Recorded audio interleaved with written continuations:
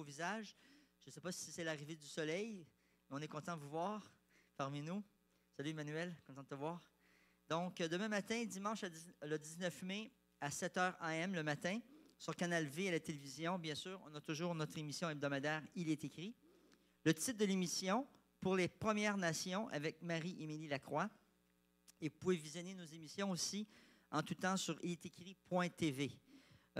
Nous rappelons aussi les sentinelles de prière. Aujourd'hui, on aura un petit moment pour en parler ensemble durant le moment de la louange. Aujourd'hui, toujours, 12h30 à 13h. Si vous voulez passer un moment en prière, c'est une occasion de vous joindre à ce groupe qui s'appelle Sentinelles de prière, après le culte. Et on vous demandera bien sûr qu'après le culte, vous puissiez garder la révérence pour ceux qui veulent sortir. Bien sûr, vous pouvez sortir, mais ceux qui restent, à ce moment-là, on veut garder un moment de silence pour écouter le chant. Il y en a qui veulent méditer encore les paroles de la prédication. Okay? Donc, pour parler, on vous invite à sortir. D'ailleurs, vous allez recevoir une invitation pour ça, mais ceux qui restent assis, c'est peut-être pour prier, se recueillir. On aura la formation des disciples cet après-midi à 14h30 jusqu'à 16h. Et bien sûr, nous avons cette année l'opportunité d'étudier avec le pasteur Rémi Ballet l'Apocalypse. Et aujourd'hui, nous allons commencer le chapitre 6 avec l'introduction aux 7 sceaux. On a la cuisine collective aussi qui est devenue très populaire au Centre écrit de Montréal. Nutrition en action. Donc, dimanche, le 20 mai, demain, de 10h à 14h. Ne manquez pas ça, c'est vraiment intéressant pour ceux, évidemment, qui se sont inscrits. Il y a la rallye du Grand Québec à Victoriaville, samedi prochain, le 26 mai. Le Centre écrit de Montréal sera fermé. OK? Donc, samedi prochain, le 26 mai, le Centre écrit sera fermé. On a le centre. Le centre sera fermé, mais Denis Fortin, l'invité du jour, qui est un pasteur qui a demeuré longtemps au Michigan, et notre invité, pasteur et professeur de théologie à l'Université Andrews, sera avec nous au cégep de Victoriaville. Toutes les informations sur le programme et les coordonnées du lieu sont sur le feuillet placé sur les chaises. Donc, vous avez reçu fort probablement un feuillet. Vous avez vu sur les chaises, il y avait un feuillet. Si besoin de transport, faites-vous connaître. Nous allons favoriser le covoiturage, bien sûr. Pour terminer, on a aussi les conférences. L'évolution fait ou fiction, samedi le 2 juin à 19h à mettre à votre agenda. Très intéressant. Une conférence à ne pas manquer, organisée par le groupe Harmonie, Science et Foi et présentée par Jean-Robert Gardère. Pour mieux comprendre les faiblesses d'une théorie qui se présente comme un fait scientifique alors qu'elle n'est qu'une hypothèse très peu crédible. Donc, on vous invite à cette conférence samedi le 2 juin à 19h. Et pour terminer, nos annonces traditionnelles, annonces régulières. S'il vous plaît, rappelez-vous, classe des enfants à partir de 11h. Donc, tous les petits bouts de chou, par catégorie d'âge, ont leur classe à côté. Donc, ils pourront sortir. Ça va laisser de la place un peu aux adultes. Bien sûr, notre cellulaire. Récemment, on a eu une mauvaise expérience par rapport à ça. Il y a des gens qui ça fait un bout qui viennent ici, mais par mégarde peut-être. Okay? Ils ont laissé leur cellulaire ouvert. Donc, s'il vous plaît, éteindre votre cellulaire ou le mettre sur le mode vibration parce qu'on est ici en direct avec les auditeurs. Okay? Ceux qui nous, moi, je dis les auditeurs parce qu'il y a des auditeurs du programme Il est écrit qui nous écoutent. Il y a des gens aussi qui nous écoutent d'un peu partout. Donc, on veut garder le plus de concentration possible sur le moment de l'adoration aussi ou la prédication. Lorsqu'un cellulaire sonne, c'est un peu désagréable. Donc, aujourd'hui, j'aurai le privilège de diriger la louange et la prédication dirigée par mon ami Rémi Ballet. Donc, maintenant, j'aimerais vous inviter tout simplement à cette minute de silence pour nous recueillir tous ensemble.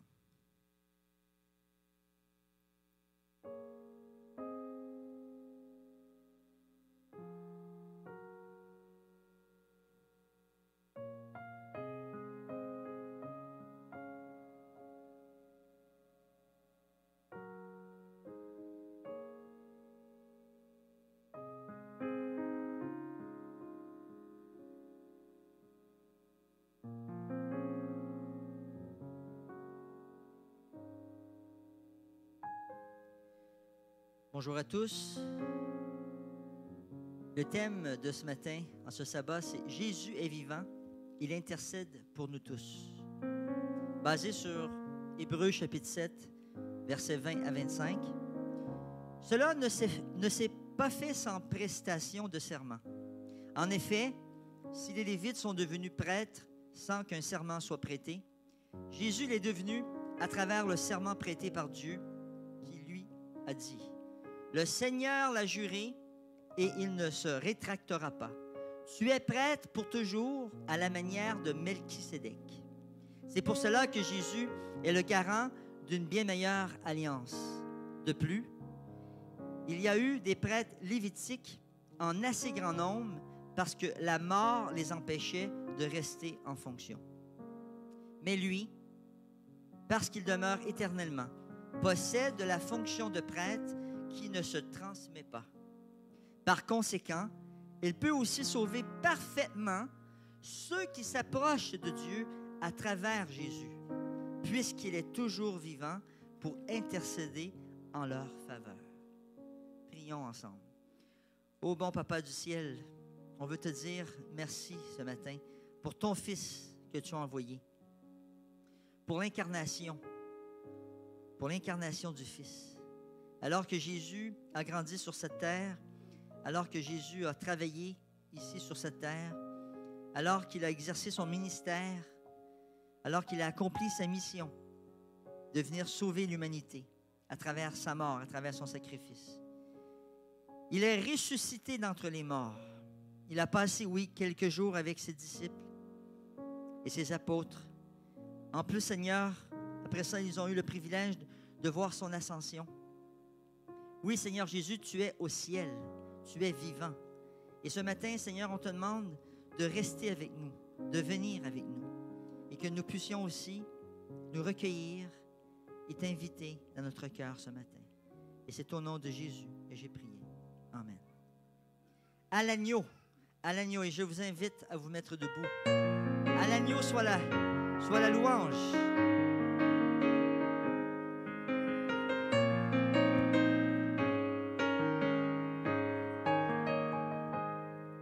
Tous les anges louent sa sainteté. L'univers crie sa majesté. Chantons gloire et puissance, force et louange à l'agneau immolé. À l'agneau immolé.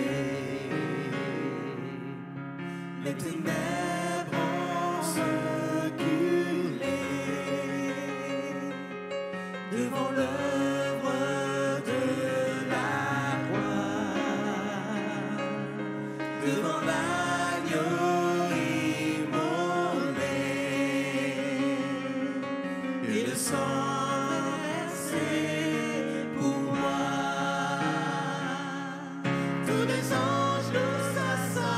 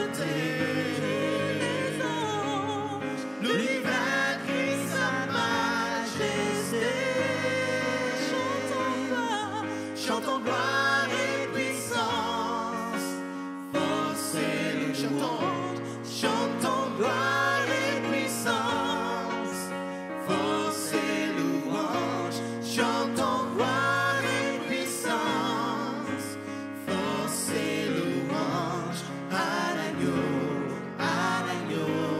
immolé, à l'agneau immolé, à l'agneau immolé.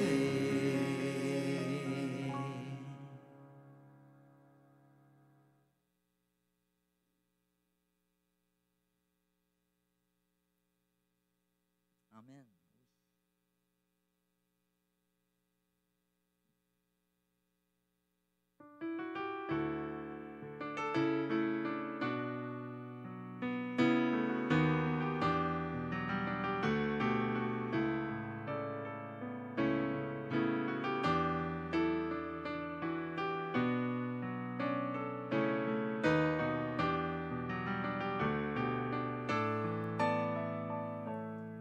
Je viens t'offrir, Seigneur, ce que j'ai de meilleur. Je viens t'offrir ma vie. Oui, à toi, Jésus-Christ. Et même si je suis fragile, et même si c'est difficile, je chanterai gloire à l'Éternel. Je chanterai louange à son nom. Je chanterai Dieu, mon essentiel. Je chanterai en l'honneur de son nom. Je viens te dire, Seigneur,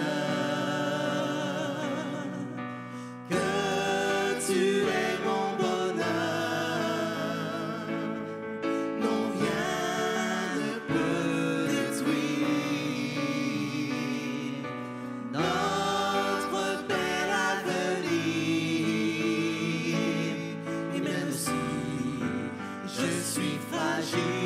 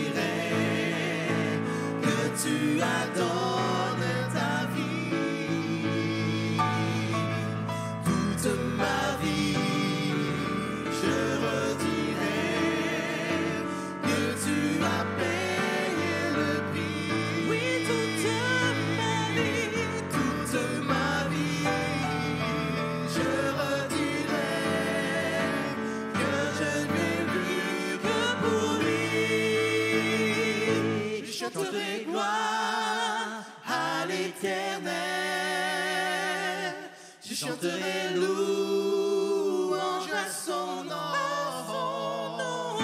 Je chanterai Dieu, mon essentiel. Je chanterai en l'honneur de son nom. Je chanterai gloire à l'Éternel. Je chanterai louange à son nom. Je chanterai Dieu, mon essentiel. Je chanterai en l'honneur de son nom. Je viens t'offrir, Seigneur, ce que j'ai de meilleur. Je viens t'offrir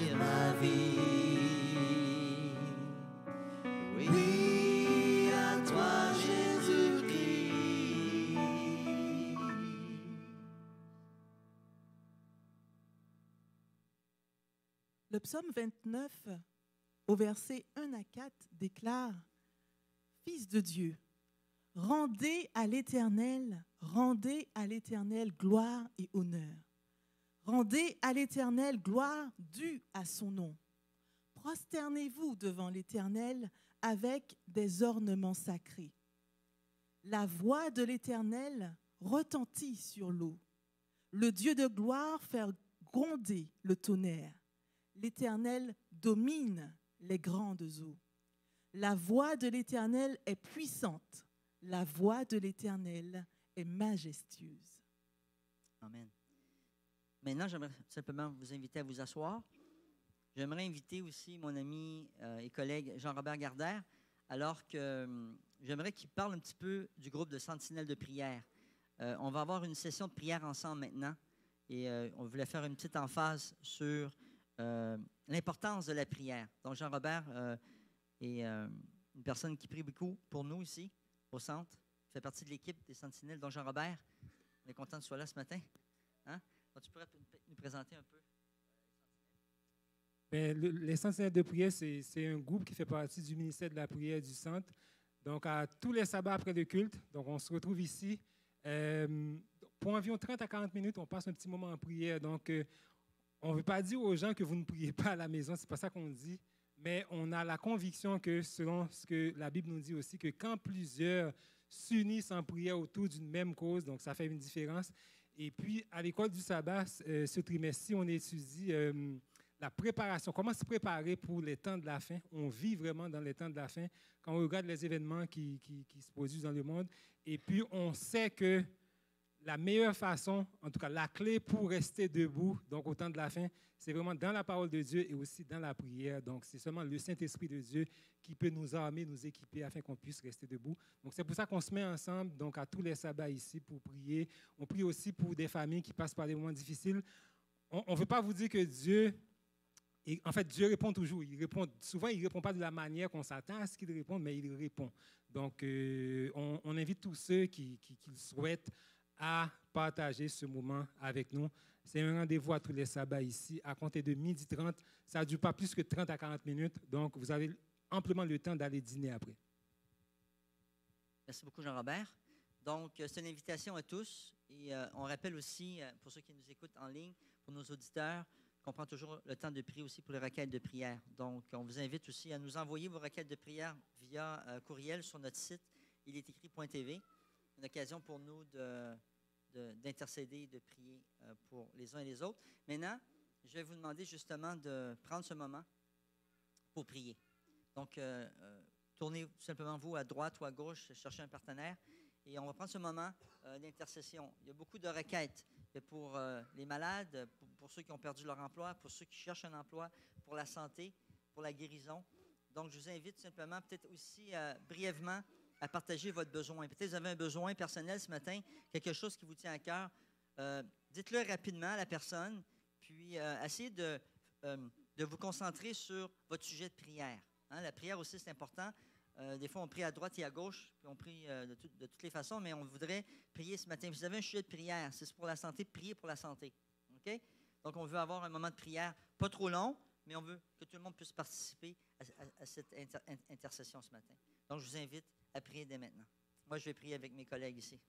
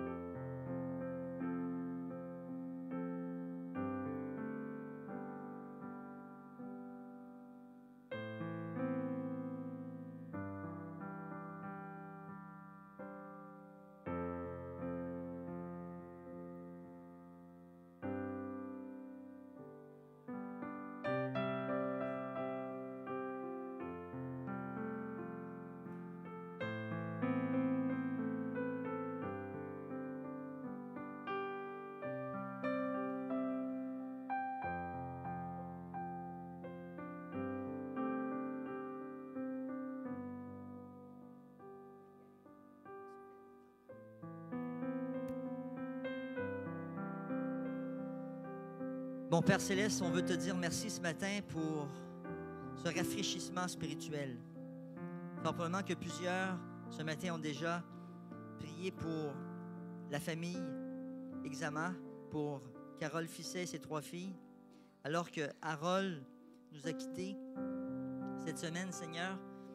On veut intercéder de façon particulière pour cette famille que nous aimons bien, pour notre sœur, pour nos sœurs, Seigneur.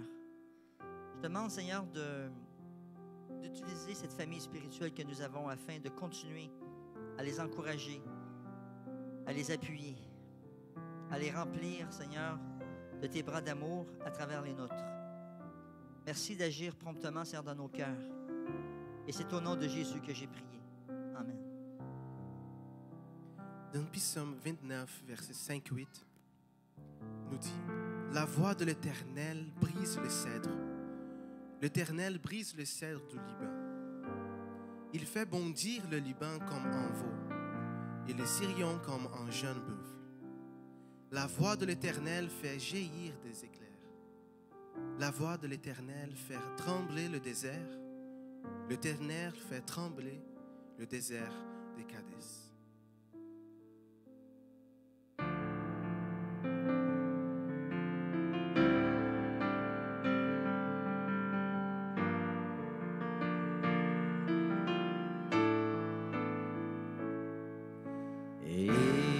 Élevé à la droite de Dieu, couronné de 1000 couronnes, tu resplendis comme un soleil radieux.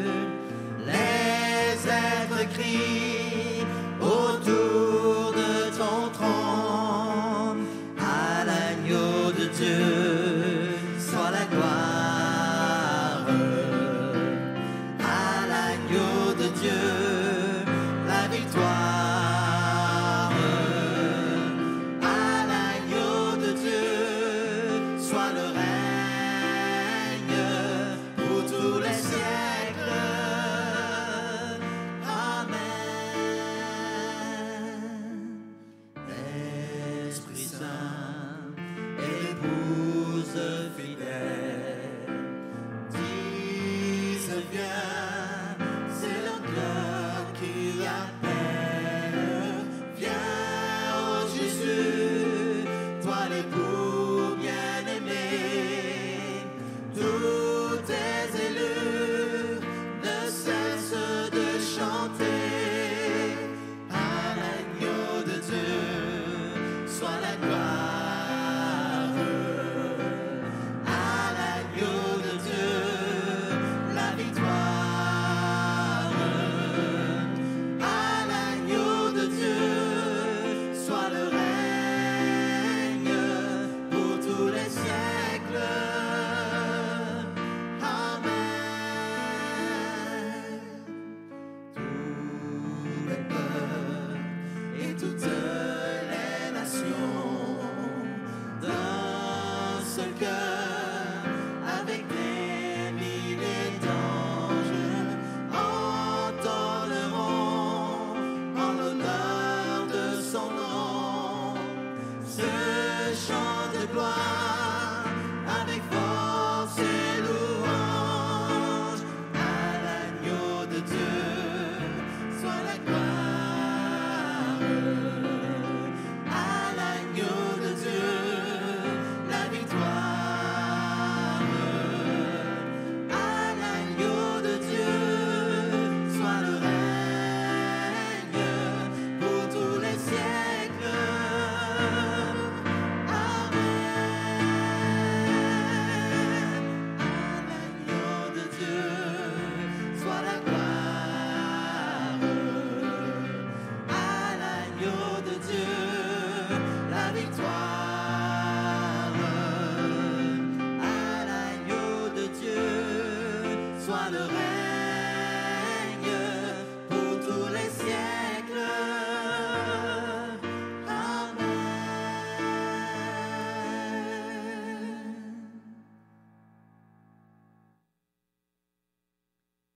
En ce moment, j'aimerais tout simplement demander au diacre de se préparer pour recueillir les dîmes et les offrandes, enchaîner avec ce chant qui s'intitule « Je reviens au cœur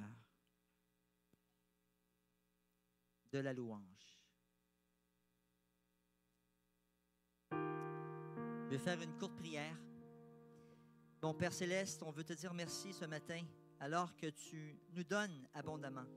Tu nous donnes la vie, tu nous donnes la nourriture, tu nous donnes le toit, oui, la voiture, oui, l'essence, oui, les amis, mais surtout, tu nous donnes ton Fils, Jésus-Christ. Tu nous donnes le Saint-Esprit. Donc, Seigneur, ce matin, je te demande de bénir les dîmes et les offrandes qui t'appartiennent depuis l'éternité, qu'ils puissent être utilisés, Seigneur, pour l'agrandissement de ton royaume ici-bas sur la terre. Et c'est au nom de Jésus que j'ai prié. Amen.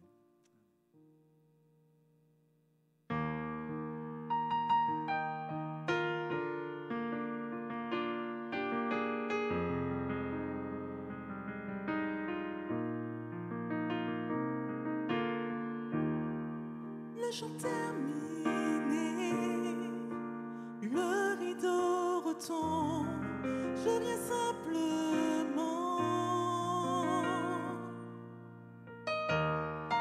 porter mon offrande, car j'ai le désir de réjouir ton cœur. J'apporte plus qu'un beau chant, chanter ne suffit pas pour répondre à ton appel. Les apparences sont trompeuses, tu veux bien au-delà, au-delà du son de mon cœur. Je reviens au cœur de la louange, tout est centré sur toi, Jésus. Oui, je renonce à tous mes faux semblants pour te centrer sur toi, Jésus.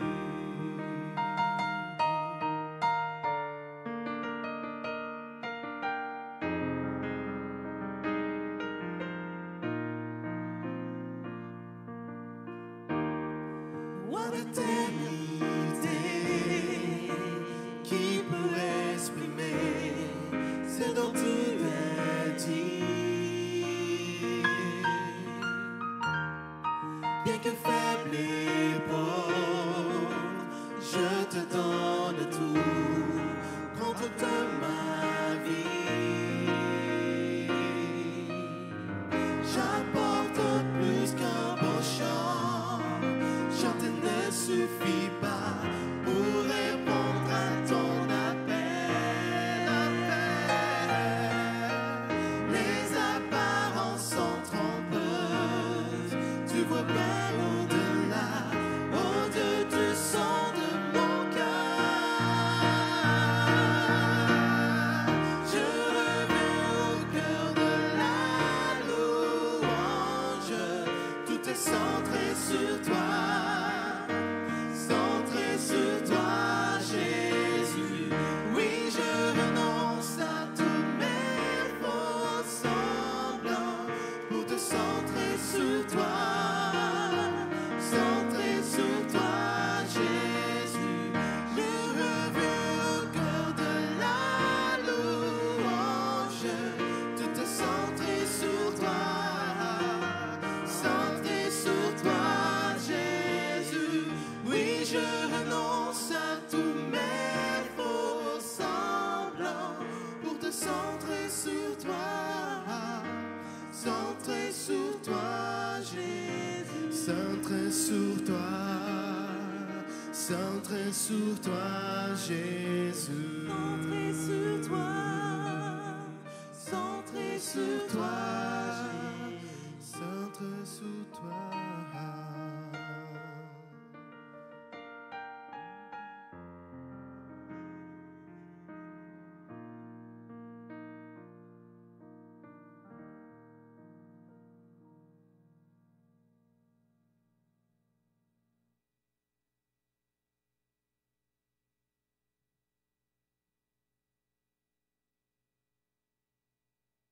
La voix de l'Éternel fait mettre bas les biches.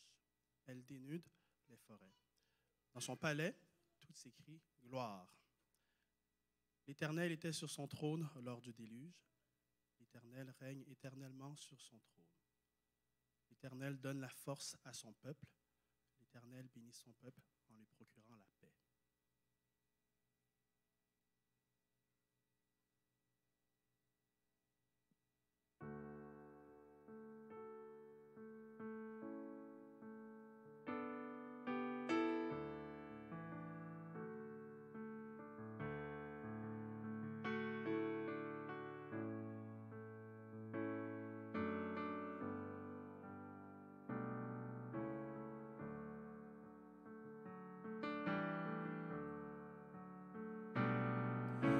Jésus, sois le centre,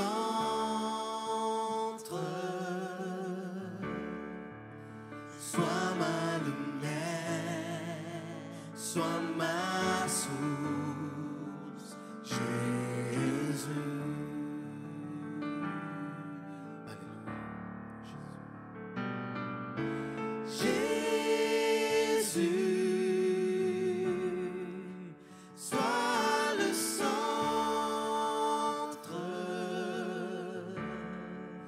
sois mon espoir, sois mon chant, Jésus.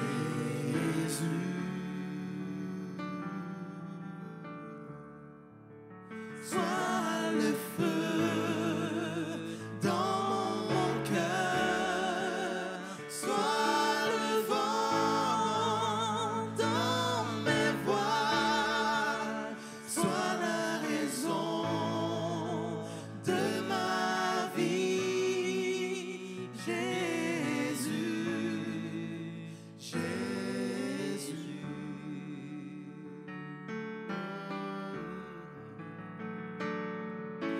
Jésus, sois ma vision,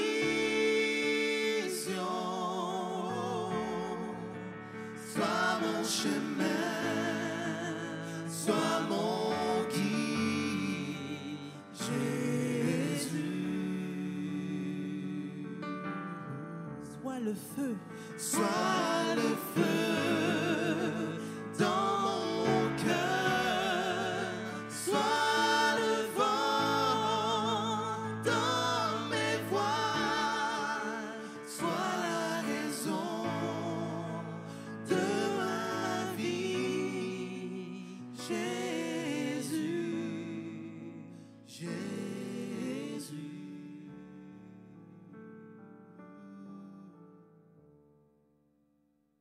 Oui, c'est bien un tel grand prêtre qu'il nous fallait. Oui, Jésus. Saint, irréprochable, sans souillure, séparé des pécheurs et plus élevé que le ciel.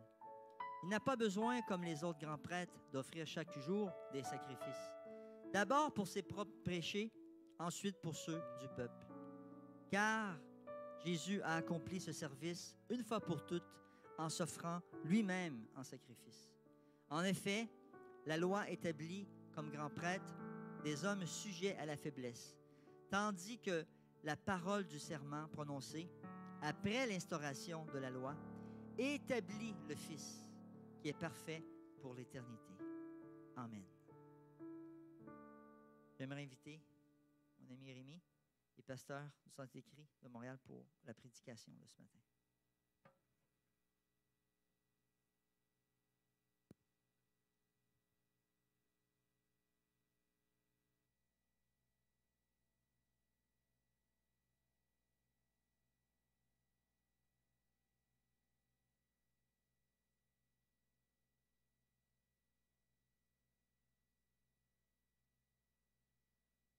Bonjour à chacune et à chacun.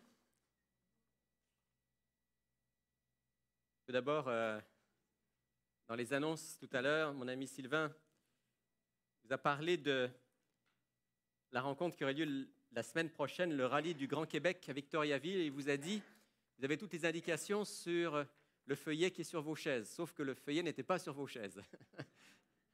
Alors en ce moment, on est en train de vous le distribuer pour que tous ceux d'entre vous qui en ont la possibilité puissent y participer.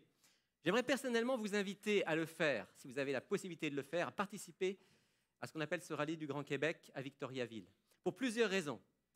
D'abord parce que ça donne l'occasion de rencontrer des chrétiens et des chrétiens adventistes de l'ensemble de la province. Et vous savez qu'il y a deux réalités bien différentes, Montréal et les régions. Et c'est intéressant de pouvoir rencontrer des frères et sœurs qui viennent de différentes régions du Québec. Ensuite, parce que l'invité que nous aurons la semaine prochaine, c'est le pasteur Denis Fortin. Certains d'entre vous le connaissent peut-être. Il a été pasteur ici dans notre fédération du Québec. Et depuis de nombreuses années, il est professeur de théologie à Andrews University aux États-Unis. C'est lui qui sera le prédicateur du jour et c'est aussi lui qui l'après-midi présentera une étude biblique. Alors si vous avez la possibilité de vous rendre à Victoriaville, allez-y. Et si vous avez besoin de quelqu'un pour vous transporter jusque là-bas, faites-vous connaître, soit à moi-même, à Sylvain, à Jean-Robert, à quelqu'un de l'équipe pastorale. Et on va certainement vous aider à pouvoir vous rendre sur place. J'y serai, plusieurs d'entre nous y serons et nous vous encourageons fortement à être présents. Au passage, c'est noté sur le petit feuillet, mais je le rappelle, il n'y aura pas de service la semaine prochaine ici au centre, donc ne venez pas à la porte du centre, il est écrit, vous allez vous heurter à une porte close. Il n'y aura pas de service ici, nous vous encourageons tous à aller à Victoriaville. Encore une fois, si vous avez besoin d'un lift, d'un transport, venez nous voir. Avant aussi de vous présenter le sujet du jour, j'ai à cœur de rappeler, certains le savent déjà, la plupart d'entre vous le savent déjà, Sylvain a prié pour ça tout à l'heure. Vous savez donc que notre ami Harold Exama est décédé cette semaine. Il était venu il y a quelques mois pour partager comment Dieu le soutenait dans sa maladie.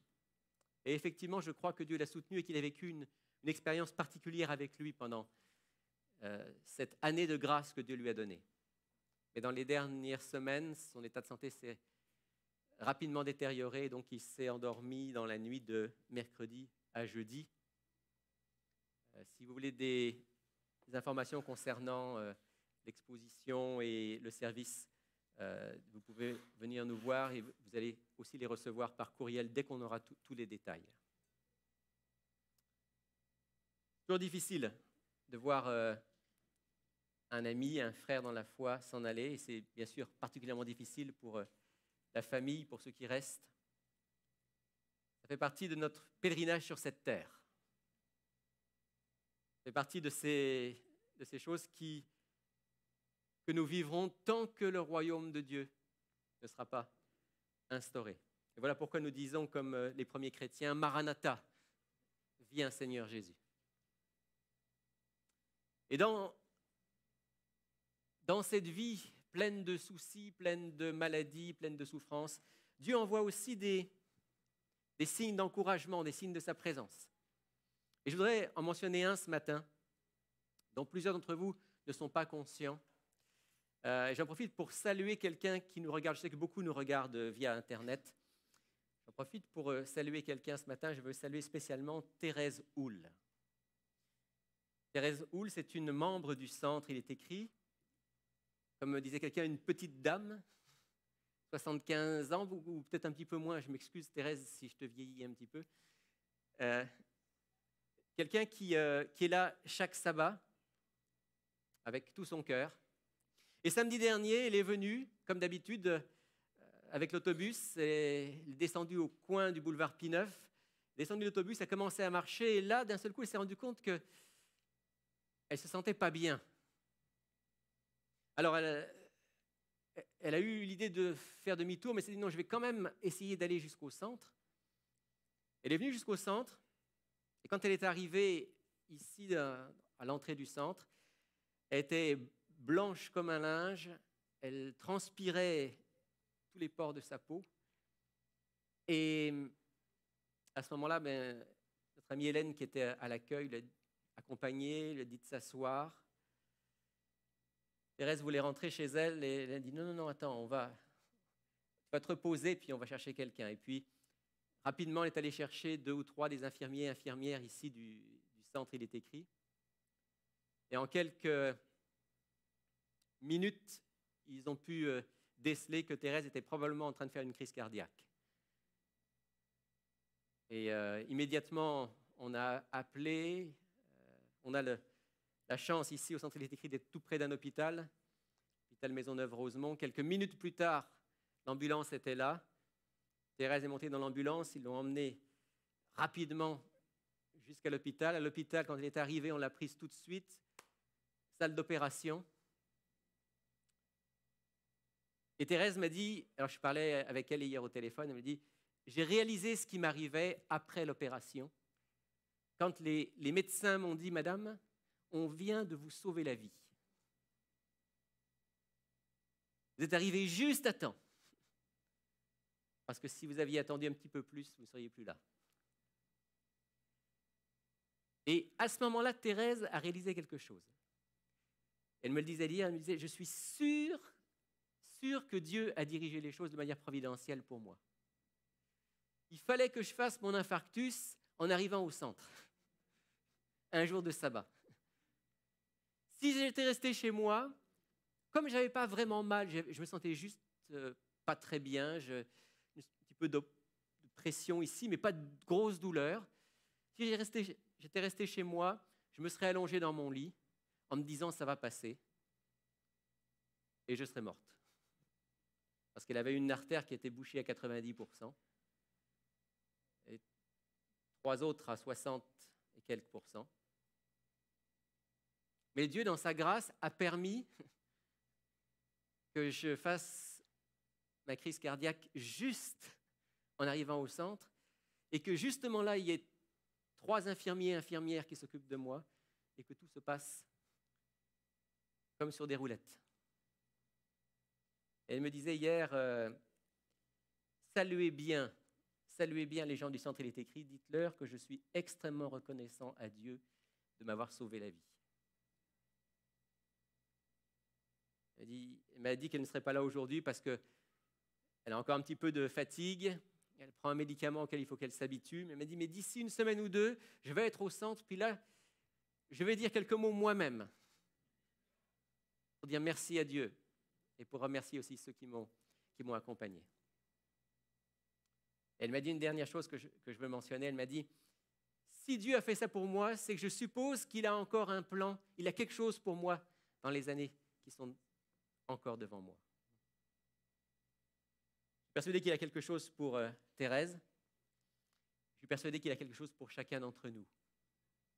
Dieu a un projet pour chacun d'entre nous. Un projet pour que, tant que nous sommes sur cette terre, nous puissions être des collaborateurs avec lui.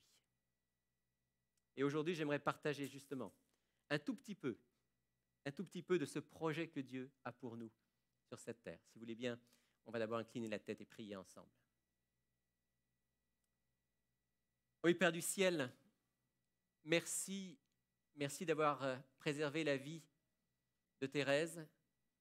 Merci de lui donner la vie et la santé. Permets, Seigneur, qu'elle puisse te consacrer entièrement ce temps de grâce que tu lui accordes. Qu'elle puisse être un témoin vivant de toi, là où tu la places. Que ce soit le cas aussi de chacun d'entre nous. C'est, Seigneur, que notre ami Harold Exama s'est endormi. Il a aussi été un témoin pour toi durant sa vie. Alors qu'il est au repos maintenant, il attend ce grand jour de la résurrection, soit avec sa famille, soit avec tous ceux qui l'aiment. Et donne-nous de te rester fidèles jusqu'au bout. Maintenant, Père Céleste, ouvre nos cœurs, ouvre nos esprits, pour écouter ta parole, pour être fortifiés par elle, et pour vivre en accord avec ta volonté. Au nom de Jésus. Amen. Nous sommes au temps de Shavuot. Shavuot, qu'est-ce que c'est Shavuot? C'est la Pentecôte. Je te l'ai dit hier. Shavuot en hébreu, ce sont les semaines. En fait, on appelle, en hébreu, dans la Bible, on appelle cette fête que nous appelons la Pentecôte, On l'appelle la fête des semaines. Pourquoi? Parce qu'elle est située quelques semaines, en fait 7 semaines, après Pâques. Il y a un peu des discussions, il y avait des discussions parmi les rabbins pour savoir si c'était 50 jours après Pâques ou bien 50 jours après le sabbat qui se trouvait dans la semaine de Pâques. Mais une chose était sûre, c'est que cette fête se situait une 50aine de jours après la fête de Pâques. La fête de la Pentecôte, la fête de Shavuot, c'était la fête des prémices de la moisson. Elle se situait au printemps. Les premières moissons étaient là. C'était aussi la fête de la loi. Parce qu'on disait que, dans la tradition hébraïque, Dieu avait donné les 10 commandements, les 10 paroles au mont Sinaï en ce temps de Shavuot. Et aujourd'hui encore, le peuple juif, lorsqu'il célèbre la fête des semaines, célèbre aussi le don de la loi au peuple de Dieu. Et bien sûr, pour nous chrétiens, Shavuot, la Pentecôte, c'est aussi et particulièrement, c'est la fête du don de l'Esprit. Dieu a donné sa loi, mais il a donné plus que sa loi. Il a donné Jésus-Christ et il a donné son Esprit qui fait vivre Jésus en nous. La Pentecôte, c'est cet événement qui est rapporté dans le livre des Actes, au chapitre 2. Et je veux lire avec vous le début du récit. On ne va pas lire tout le récit, mais les 4 premiers versets de Actes chapitre 2. Si vous avez votre Bible avec vous, je vous invite à l'ouvrir maintenant. Nous sommes donc 50 jours après Pâques, 50 jours après la mort de Jésus. Et voici que le texte nous dit, lorsque le jour de la Pentecôte arriva, ils étaient tous ensemble dans le même lieu. Il s'agit ici des disciples de Jésus. Tout à coup, il vint du ciel un bruit comme celui d'un souffle violent qui remplit toute la maison où ils étaient assis. Des langues qui semblaient de feu et qui se séparaient les unes des autres leur apparurent. Elles se posèrent sur chacun d'eux. Et ils furent tous remplis d'Esprit Saint et se mirent à parler en d'autres langues selon que l'Esprit leur donnait de s'exprimer. Les disciples sont donc réunis et c'est ici plus que les 12 qui sont réunis. C'est l'ensemble de ceux qui, attachés à Jésus, attendent la promesse qui a été faite. Et alors qu'ils sont dans le même lieu, le Saint-Esprit vient d'une manière particulière, de manière même physique. Ces fameuses langues de feu qui représentent les langues qu'ils vont parler. Vous connaissez la suite du texte. Dans les minutes qui vont suivre, les apôtres et d'autres disciples qui sont là vont se mettre à parler dans des langues qu'ils n'ont jamais apprises. Et ils vont être capables de transmettre la bonne nouvelle que Jésus est le Fils de Dieu, qu'il est mort et qu'il est ressuscité et qu'il est dans le ciel. Ils vont le transmettre dans des langues qu'ils n'ont jamais apprises, mais que comprennent tous les pèlerins qui sont venus à Jérusalem. C'est un épisode extraordinaire. Mais dans cet épisode et dans ce récit, il y a une expression sur laquelle je voudrais m'arrêter ce matin avec vous, pour essayer de la comprendre de manière spéciale. Et au verset 4, il est dit qu'ils furent tous remplis d'Esprit Saint. Remplis d'Esprit Saint. Et quand je relisais ce texte cette semaine, je me suis dit, cette expression-là, on ne la trouve pas seulement ici dans Actes chapitre 2, on la trouve à d'autres endroits dans le Nouveau Testament, en particulier dans le livre des Actes. Alors, j'ai pris ma Bible et j'ai commencé à chercher tous les passages où on trouvait l'expression « rempli du Saint-Esprit » ou « plein du Saint-Esprit ». Et j'ai trouvé une bonne vingtaine de textes où il est question d'être rempli du Saint-Esprit. Quand on lit ces textes, il y a 2 catégories de textes. Dans un certain nombre de textes, l'expression donc rempli du Saint-Esprit ou plein du Saint-Esprit fait référence à ce que j'appellerais la vie normale, la vie quotidienne d'hommes et de femmes qui vivent avec Jésus. Ils ont des qualités, ils ont un caractère, ils ont un comportement à l'image de Jésus, et le texte dit qu'ils étaient remplis de l'Esprit Saint. Ça correspondrait à ce que disait l'apôtre Paul lorsqu'il dit « Si je vis, ce n'est plus moi qui vis, c'est le Christ qui vit en moi. » Or, comment est-ce que le Christ vit en nous? Il vit en nous par le Saint-Esprit qui vit en nous. Et le Saint-Esprit étant de la même nature que le Christ, que le Fils, eh bien, c'est la vie de Jésus qui est en nous.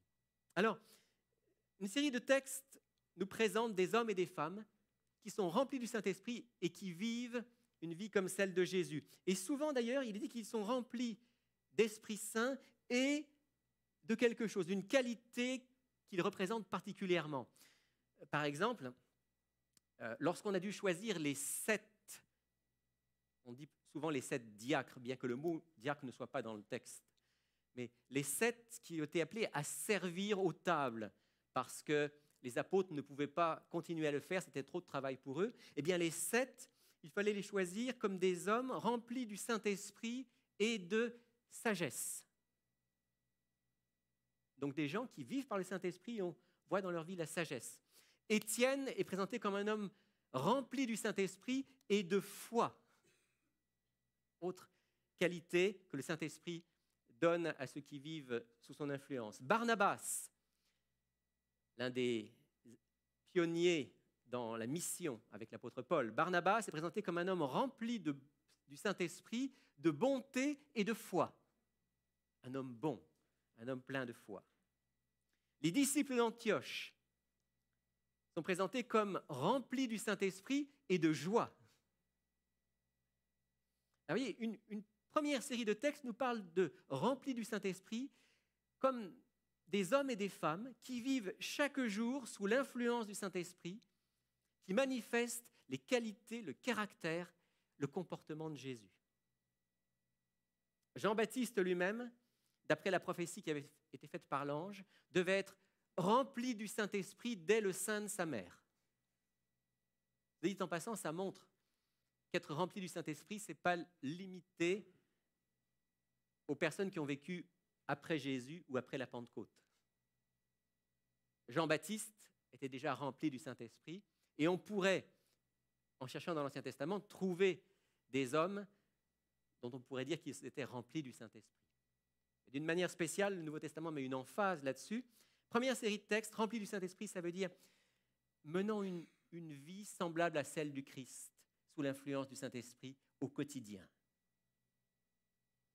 Puis il y a une deuxième série de textes où l'expression rempli du Saint-Esprit fait allusion à des interventions spéciales à un moment donné, souvent des interventions puissantes du Saint-Esprit, dans des contextes particuliers.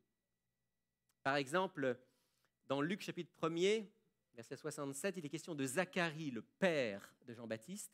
Il est dit qu'il est rempli du Saint-Esprit et il se met à prophétiser. Donc là, il parle sous l'impulsion du Saint-Esprit, il dit des paroles prophétiques. Jésus lui-même, rempli du Saint-Esprit, va être poussé au désert pour aller y affronter Satan. Et juste après, rempli du Saint-Esprit, il va enseigner avec puissance dans la synagogue en rappelant sa mission en tant que Messie. On l'a vu tout à l'heure, à la Pentecôte, les disciples sont remplis du Saint-Esprit et ils se mettent à faire quelque chose d'inouï, parler des langues qu'ils n'ont jamais apprises pour proclamer la parole de Dieu.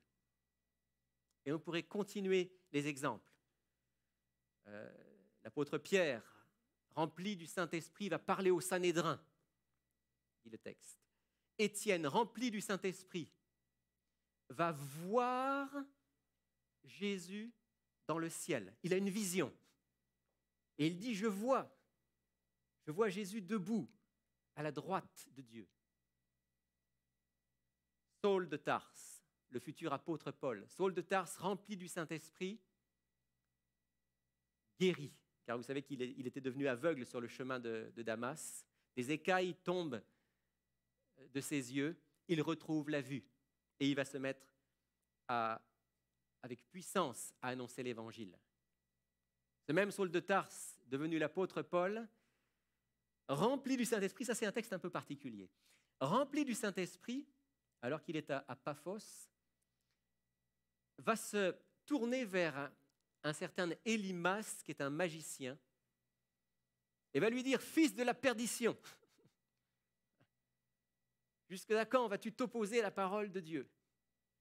Et il va lui dire « Eh bien, à partir d'aujourd'hui, tu ne verras plus. » Et effectivement, l'Élymas en question, d'un seul coup, devient aveugle et ne voit plus rien. Sous la direction et la puissance du Saint-Esprit, parfois, il y a des paroles qui ont un effet immédiat et terrible. Donc, rempli du Saint-Esprit, ça signifie d'abord une vie au quotidien où le Saint-Esprit nous conduit et nous transforme à l'image de Jésus. Ça veut dire aussi qu'à certains moments, ceux qui sont remplis du Saint-Esprit vont dire des choses ou faire des choses qui les dépassent complètement, des choses puissantes qui vont servir à attester que Jésus est vivant et à faire avancer l'œuvre d'évangélisation. Ça, c'est le don du Saint-Esprit tel qu'il a été donné à la Pentecôte, où ils furent tous remplis du Saint-Esprit, dit le texte. Et bien sûr, par excellence, celui qui a été baptisé du Saint-Esprit, celui qui est rempli du Saint-Esprit, c'est le Christ lui-même. Alors, qu'il s'agisse de la vie quotidienne conduite par le Saint-Esprit, ou qu'il s'agisse d'interventions spéciales et puissantes de l'Esprit Saint, il y a une chose qui est sûre. Nous sommes tous appelés, nous qui sommes ici, tous appelés, à l'image de Jean-Baptiste, à l'image de Zacharie, à l'image de Pierre, à l'image de Jean, à l'image d'Étienne, de Paul, de Barnabas, à l'image des disciples de Jérusalem ou des disciples d'Antioche, et surtout à l'image de Jésus. Nous sommes tous appelés à être remplis du Saint-Esprit. En ce temps de Pentecôte, je voulais me rappeler et nous rappeler que le projet de Dieu pour nous, c'est que nous soyons remplis du Saint-Esprit. L'apôtre Paul lui-même, dans l'Épître aux Éphésiens, au chapitre 5 et au verset 18, nous le dit d'une manière particulière. Éphésiens 5, verset 18. Il est dit ici, ne vous enivrez pas de vin, c'est de la débauche, mais soyez remplis de l'Esprit. Je relis le texte. Éphésiens 5, 18. Ne vous enivrez pas de vin, c'est de la débauche, mais soyez remplis de l'Esprit. Peut-être vous avez déjà posé la question, mais pourquoi l'apôtre Paul il parle du vin et de l'Esprit? Quel rapport? Il y a plusieurs choses dont on peut être plein. Soit on est plein de vin doux, comme on accusait les apôtres de l'être à la Pentecôte, soit on est plein du Saint-Esprit. Mais surtout, qu'est-ce que les hommes cherchent dans le vin? Un effet euphorisant. On cherche l'euphorie dans le vin ou dans d'autres formes de drogue. L'apôtre Paul nous dit, vous voulez vivre une vie euphorique? Vous voulez vivre une vie pleine, une vie enthousiasmante, une vie de bonheur et de joie? Ne cherchez pas dans le vin. Le vin, c'est de la débauche, ça va vous détruire. Mais soyez remplis du Saint-Esprit. Et le Saint-Esprit va vous donner cette vie pleine, cette vie heureuse, cette vie épanouie à laquelle vous aspirez. Ne vous enivrez pas de vin, mais soyez remplis de l'Esprit. Voilà l'appel de Dieu à chacun d'entre nous aujourd'hui, en ce temps de Pentecôte.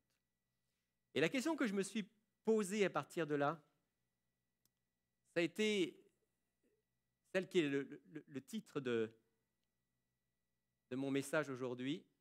J'essaye d'avancer, mais je vois que je n'arrive plus. Peut-être qu'on peut m'aider là-haut. Voilà. Comment être remplis. Soyez remplis de l'Esprit, dit le texte. Mais comment être remplis du Saint-Esprit? Il y a plusieurs réponses. Il y a plusieurs réponses à cette question. Mais la première réponse que j'aimerais partager avec vous, c'est une réponse qui me semble évidente et pourtant on a tellement besoin de méditer. Si vous prenez un récipient, quel qu'il soit, qu'est-ce qu'il faut pour que vous puissiez le remplir? Le récipient, vous l'avez, mais pour le remplir, il faut quoi? Il faut un contenu. Alors le contenu, c'est l'Esprit Saint. Et qu'est-ce qu'il faut pour que vous puissiez vider dedans? Il faut qu'il soit vide, exactement. Il faut qu'il soit vide. Si vous me donnez un contenant qui est plein de quelque chose et que vous me dites « remplis-le », la première chose qu'il va falloir faire pour pouvoir le remplir de ce avec quoi on veut le remplir, c'est qu'il faut le vider.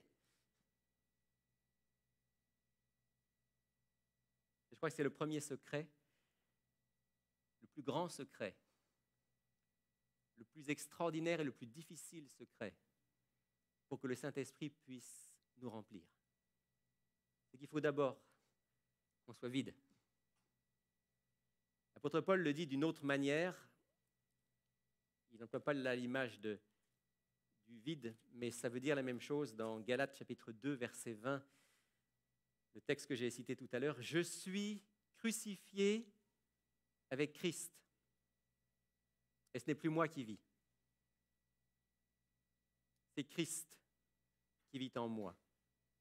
Ma vie présente dans la chair, je la vis dans la foi au Fils de Dieu qui m'a aimé et qui s'est livré lui-même pour moi. » J'ai été crucifié avec Christ. C'est-à-dire, il y a eu une mort. J'ai été vidé de moi-même. Je voudrais réfléchir quelques instants avec vous à ce que ça veut dire. Parce que ça, les amis, c'est la condition sine qua non pour que l'Esprit de Dieu puisse vivre en nous, pour qu'il puisse nous remplir, comme il a rempli Jésus, comme il a rempli les apôtres et tous les disciples. Ce n'est plus moi qui vis, dit l'apôtre Paul. Alors, qu'est-ce que ça veut dire être crucifié avec Christ? Qu'est-ce que ça veut dire que le moi soit mort? Qu'est-ce que ça veut dire qu'on soit vidé de soi-même? Alors, comprenons bien une chose. Ce n'est pas la mort de notre individualité. Et ça, je voudrais vraiment insister là-dessus parce que certains pensent parfois que le message chrétien, c'est un message de mort. C'est un message qui déprécie la personne humaine. C'est un message qui, en parlant de la mort du moi, bien finalement nous amène à, non pas un épanouissement, mais un flétrissement de notre personnalité. Pas du tout. Ce qui doit mourir, ce n'est pas notre individualité, parce que ça, c'est Dieu qui nous l'a donné. Le fait que chacun d'entre nous, on ait des caractères spécifiques, une manière unique d'être, de penser, de parler, d'aimer, ça, c'est Dieu qui nous l'a donné. Cette individualité. Ce n'est pas ça qui doit mourir, ce n'est pas ça qui doit disparaître. Au contraire, Dieu veut faire fleurir notre individualité. Ce qui doit mourir, le moi qui doit mourir, c'est le moi orgueilleux, c'est le moi égoïste, c'est le moi égocentré, la prétention à diriger nos vies par nous-mêmes. Avant la Pentecôte,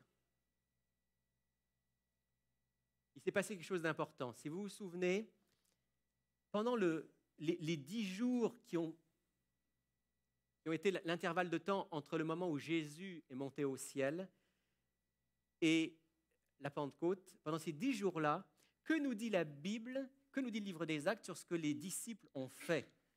Qu'est-ce qu'ils ont fait? Ils ont prié, dit le texte. Ils ont prié avec ferveur. Ils étaient ensemble. Ils ont prié, bien sûr, pour que se réalise la promesse faite par Dieu, faite par Jésus, de la venue du Saint-Esprit. J'aime beaucoup le commentaire ici que fait Ellen White dans le livre Conquérant Pacifique à propos de ces 10 jours. Il dit ceci: Tandis que les disciples attendaient l'accomplissement de la promesse, ils humiliaient leur cœur dans une véritable repentance et ils confessaient leur incrédulité. Oh, s'il leur était donné de revivre les 3 années écoulées, comme ils agiraient différemment, faisant table rase de toute divergence, de tout désir de suprématie, ils s'unissaient étroitement dans la communion chrétienne. Et ici, il dit, ils humiliaient leur cœur dans une véritable repentance. Ils confessaient leur incrédulité.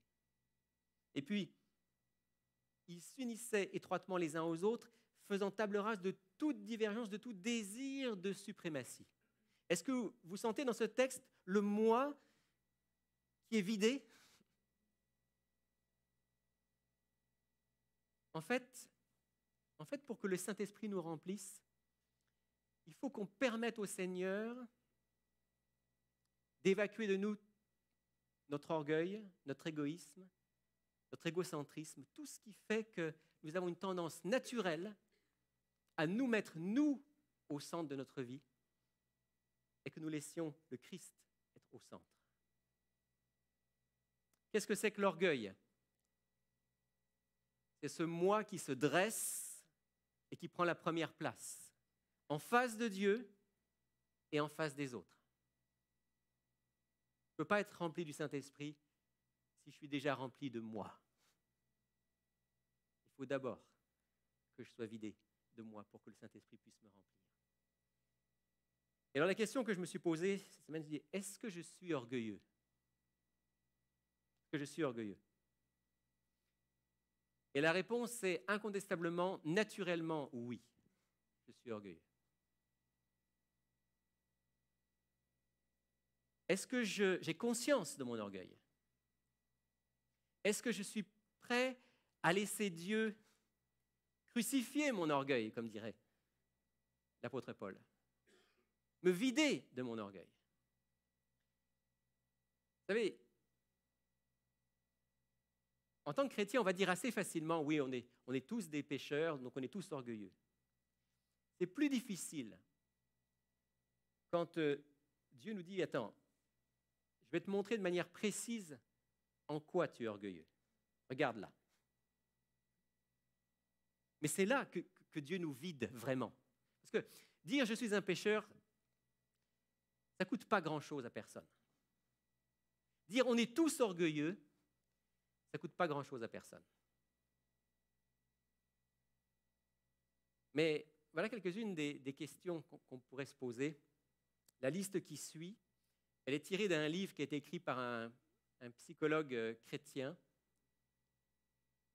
William Backus, qui a écrit plusieurs livres sur la connaissance de soi-même et la communication avec les autres. Et il a listé un certain nombre de signes de l'orgueil humain. Quelques signes, il y en a beaucoup d'autres, mais quelques-uns. Alors, quand je me pose la question, suis-je orgueilleux? Je me pose la question, est-ce que je cherche à me faire remarquer? Est-ce que j'ai un besoin constant d'attention? Avoir besoin d'attention, c'est normal, chaque être humain a besoin. Mais un besoin constant, que les yeux soient sur moi. Est-ce que je cherche souvent les compliments? Est-ce que je veux être quelqu'un d'important? Est-ce que je déteste la soumission? Est-ce que je répugne à admettre mes torts ou à me remettre en question? Ça, c'est une question majeure. Est-ce que j'ai souvent des opinions catégoriques, très catégoriques? J'ai tendance à imposer ma manière de faire. Est-ce que j'aime contrôler ou diriger les autres? Est-ce que je mets toujours en évidence mes droits? Est-ce que je refuse les conseils? Est-ce que j'ai tendance à être critique envers les autres, mais à prendre mal les critiques envers moi-même? Ça aussi, c'est un point majeur. Est-ce que j'ai tendance à être hypersensible, susceptible? que j'ai tendance à être autosatisfait, à me voir des qualités que les autres, eux, ne voient pas en moi. Et on pourrait continuer la liste. Mais ces questions-là, je les ai mises simplement parce que je pense que c'est important de me poser la question, est-ce que, Seigneur, est-ce qu'il y a encore des traces en moi de cet orgueil qui t'empêcherait de me remplir de ton Saint-Esprit pleinement?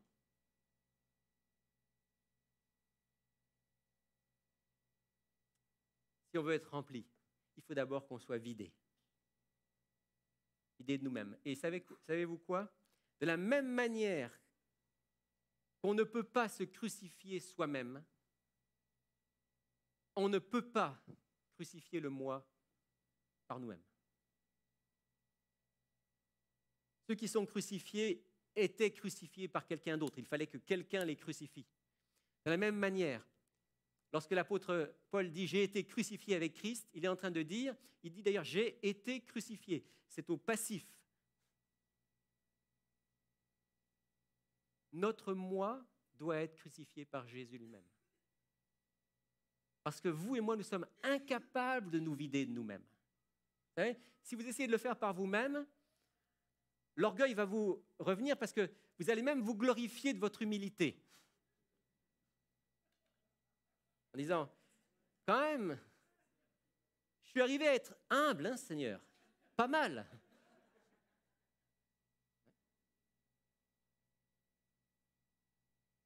Parce que notre esprit est suffisamment tordu, Satan est suffisamment malin pour nous amener à finalement retomber dans l'orgueil, quelle que soit la situation. Mais si je laisse, je dis, Seigneur Jésus, crucifie-le-moi, vide-moi de moi-même et donne-moi la joie simplement de vivre dans l'humilité envers toi et envers les autres, dans le service pour toi et pour les autres. Que ma joie soit non pas que les projecteurs soient braqués sur moi ou que je sois le centre, et que ma joie soit d'être dans l'adoration envers toi, dans le service pour toi et pour les autres, et que ton Saint-Esprit puisse me remplir. Alors Dieu va faire ce que je ne peux pas faire. Il va me vider de moi-même, il va le crucifier le moi, et il va me permettre d'être rempli. J'aime cette citation qui dit « C'est l'amour du moi qui détruit notre paix. Tant que le moi est vivant, il est toujours prêt à se garder de la mortification et des insultes. » C'est-à-dire que dès qu'on est provoqué, on rend coup pour coup. Mais quand nous sommes morts et que notre vie est cachée en Christ, nous ne prenons plus à cœur les manques d'attention ou les manques d'égard envers nous.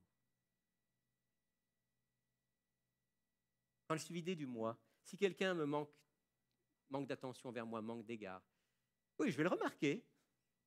Je ne veux pas en faire toute une histoire. Je vais prier pour la personne en question. Je vais essayer de lui manifester de la bonté s'il a été dur avec moi. C'est seulement si je suis vidé du moi, grâce à Jésus, que je vais pouvoir vivre comme ça et que le Saint-Esprit va pouvoir me remplir. Et j'aime cette autre citation qui dit quelque chose que j'ai expérimenté, vous avez peut-être aussi expérimenté, qui dit ceci. Si l'orgueil et l'égoïsme étaient mis de côté, la plupart du temps, 5 minutes suffiraient à éliminer les difficultés que nous rencontrons. Je parle ici des difficultés relationnelles qu'on a les uns avec les autres. Si on éliminait l'orgueil et l'égoïsme, souvent des grosses histoires, des grosses affaires seraient réglées en 5 minutes. Parce qu'il n'y aurait pas toute cette réaction du moi contre le moi. Les deux moi qui s'affrontent, ça fait des dégâts. Et si le Seigneur me libère de cela, alors, la plupart du temps, en quelques minutes, les choses peuvent être réglées. Vous recevrez une puissance, a dit Jésus, celle du Saint-Esprit qui viendra sur vous. Lorsque vous serez vidé de vous-même, lorsque j'aurai pu vous vider de vous-même, alors vous recevrez une puissance, celle du Saint-Esprit qui viendra sur vous. Et vous serez mes témoins à Jérusalem, dans toute la Judée et la Samarie, jusqu'aux extrémités de la terre. Remarquez bien une chose. Pour être rempli, c'est ça notre question du jour. Comment être rempli du Saint-Esprit? Première réponse, la réponse fondamentale, c'est Seigneur, il faut que je sois vidé du moi. Si je suis vidé du moi, si je ne prétends plus être le centre du monde et le centre de ma vie, mais si je te laisse toi être le centre, si l'orgueil et l'égoïsme prennent le bord, et si tu mets en moi l'humilité, alors tu vas pouvoir me remplir et je vais refléter ton caractère. L'humilité n'est pas une qualité parmi les autres. Retenez bien ça. L'humilité n'est pas une qualité parmi les autres. L'humilité est la vertu primordiale dont toutes les autres dépendent. Pourquoi? Parce que le péché originel, c'est quoi? C'est l'orgueil, c'est l'égocentrisme. Satan est devenu orgueilleux. L'homme et la femme sont devenus orgueilleux. Si le péché fondamental, c'est l'orgueil et l'égocentrisme, alors la restauration fondamentale que Dieu veut faire en nous, c'est l'inverse, c'est l'humilité. Et si je suis dans cette relation humble avec mon Dieu, toutes les autres qualités, tout le fruit de l'esprit dont on parle, hein, l'amour, la joie, la paix, la patience, la bonté, tout ça peut fleurir dans ma vie parce que je suis dans cette relation de dépendance avec Dieu et je le laisse me remplir. Et à partir de là, cette promesse peut se réaliser parce que son Saint-Esprit vit en moi, je vis pour Dieu et pour les autres, je suis prêt par sa puissance à être un témoin.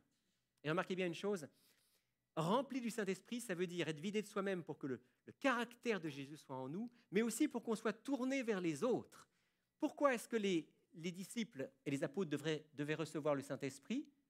Pas pour se dire « Waouh, maintenant, je suis un bon chrétien. Maintenant, j'ai de l'amour, j'ai de la joie, j'ai de la paix. Super, merci Seigneur. » Ce n'est pas pour ça qu'il devait être rempli du Saint-Esprit. Bien sûr que, je vais presque dire en passant, un peu plus qu'en passant, mais Dieu, par le Saint-Esprit, fait cette œuvre de transformation de notre caractère. Mais le but, c'est quoi? Vous serez mes témoins.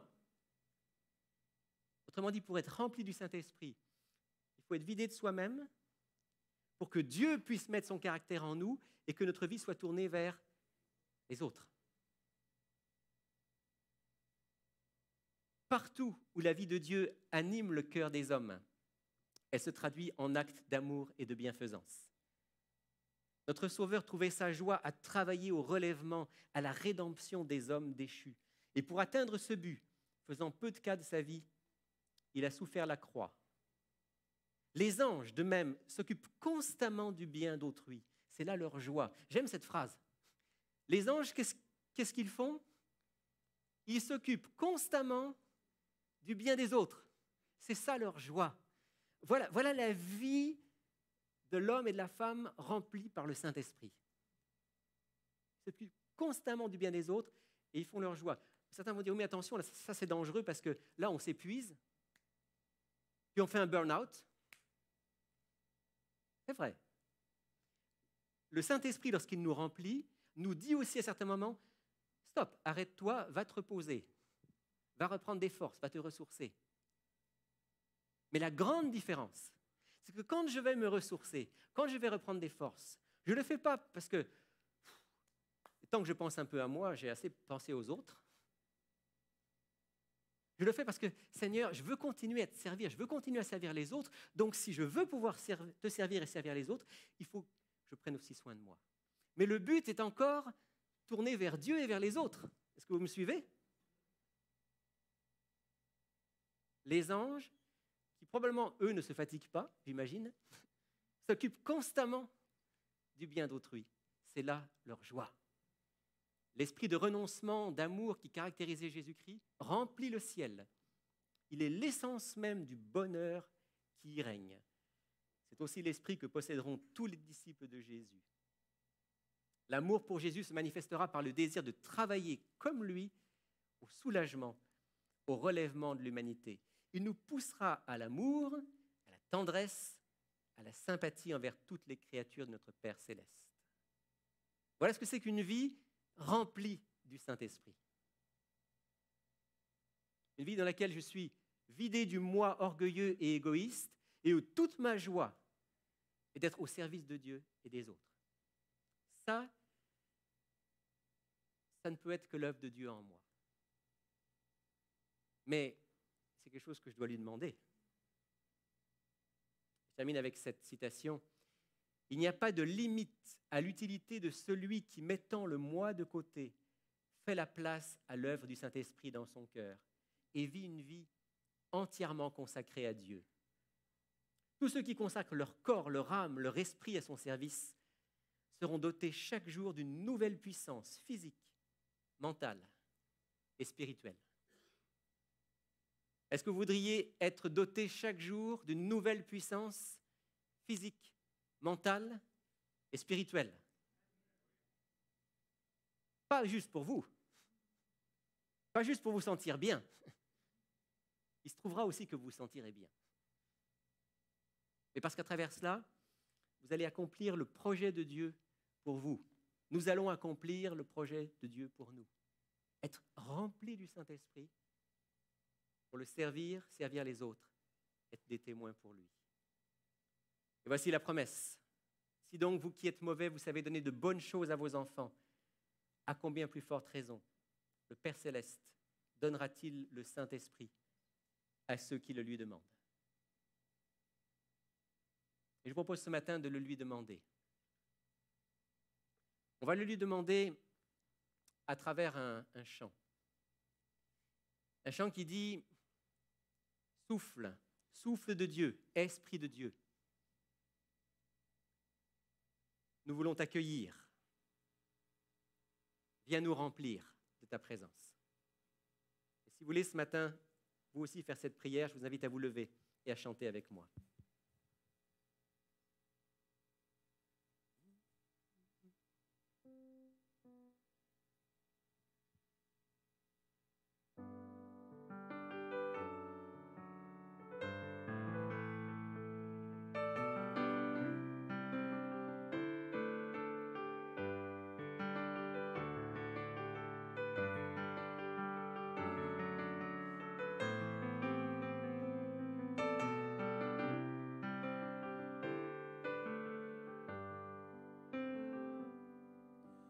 Souffle, souffle de Dieu, nous t'accueillons.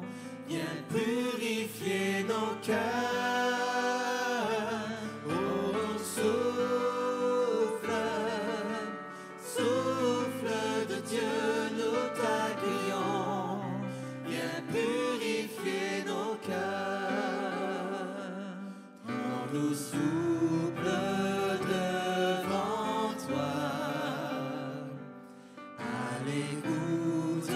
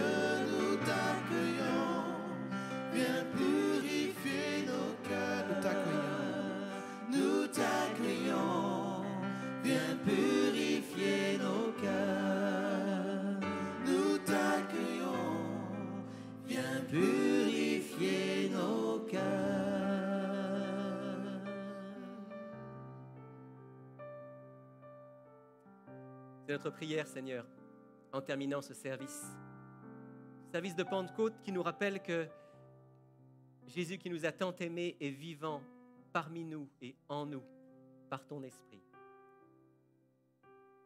Merci pour ce don extraordinaire. Pardonne-nous trop souvent encore de laisser le moi orgueilleux, égoïste, diriger nos vies.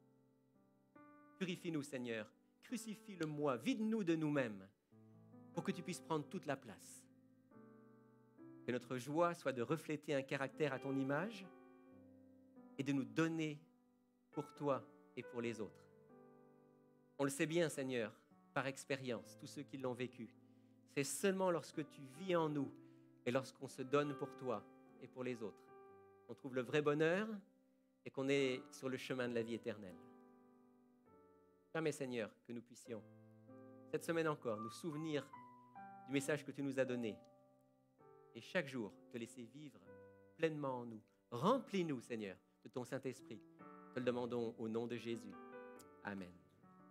Vous pouvez vous asseoir.